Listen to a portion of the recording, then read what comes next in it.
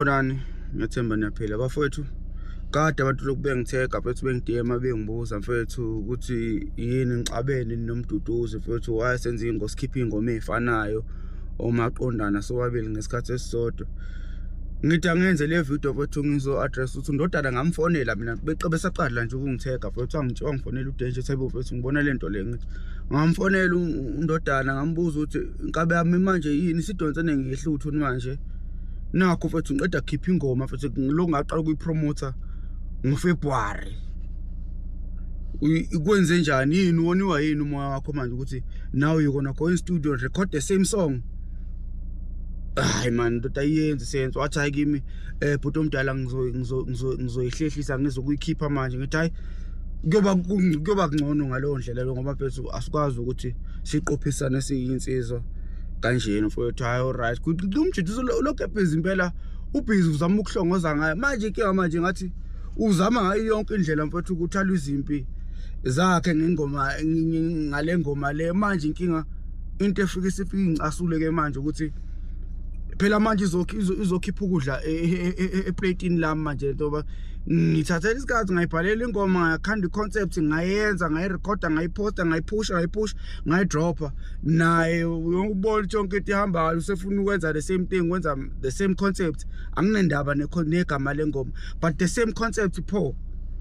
Hayi bafethu kade bafethu ngilokhu ngithula mfethu ngenza islima mfethu left and right ngilokhu ngithula enxa kuthiwa mhlawumbe batshe ukuthi mhlawumbe abantu ngiyabasaba angibasabi mina mfethu umduduzi ngamtshena mina ukuthi angayenza into lenze wayenza ngenkani ukuthi awungafuni ngiyabona akafuni nokulinda mina bafethu ngikhathe lokhu ngathi ngiphenduka unyuba ngaso sonke isikhathi mfethu mawukuthi untwana unenkinga nami mfethu mina ngamnika iaddress yami mfethu soyixoxa face to face noma ngiyifikele mina ngoba njengamanje iyanginyanyisa ngoba ifika la engingathandi khona manje ngoba umuntu lo ujika usebenzisa amandla ama-artist amakhulu ufuna ukufaka mfethu oMakhadzi noMthandeni kule ngoma le so that it can overpower my song. Kabe ukuthi mhlawumbe khona into indlela mhlawumbe unenkinga nami kabe yami iza kimi uzongixoxela live face to face lonto le ngoba manje ngikhathele lento ukuthula mhlawumbe nitshe ukuthi mhlawumbe umfana uthambe noma ngitete ngikho ntekente mina ngikho ntekente kabe yami uma ukuthi mhlawumbe khona uzizwa ngakho ukuthi mhlawumbe ubona ngathi ngikoleta khona noma ini kabe yami uboza kimi mina mfethu mina noma mfethu ungezanga kumina ungitshene ngizoyifikela kuwena kabe yami ngoba njengamanje udlala mfethu udlala ngesinkwa sami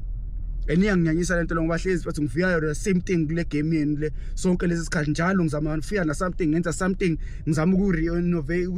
reinvent mina as an artist ngaso sonke isikhathi hlezi ngenzeka islima kanje ngikhathele mfethu manje ufokofu ntwana makuthi mfethu ukhuluma nami kahle kwakho nawe mfethu usaqala ukwenza lento le ngaba islim kabe yami ke akusezukuba kuhle manje ngoba manje ngenzeka islima manje mfethu angithandi bafethu enough is enough.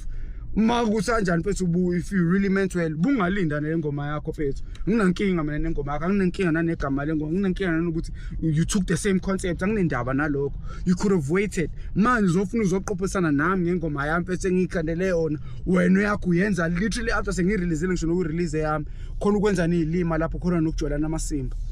sure.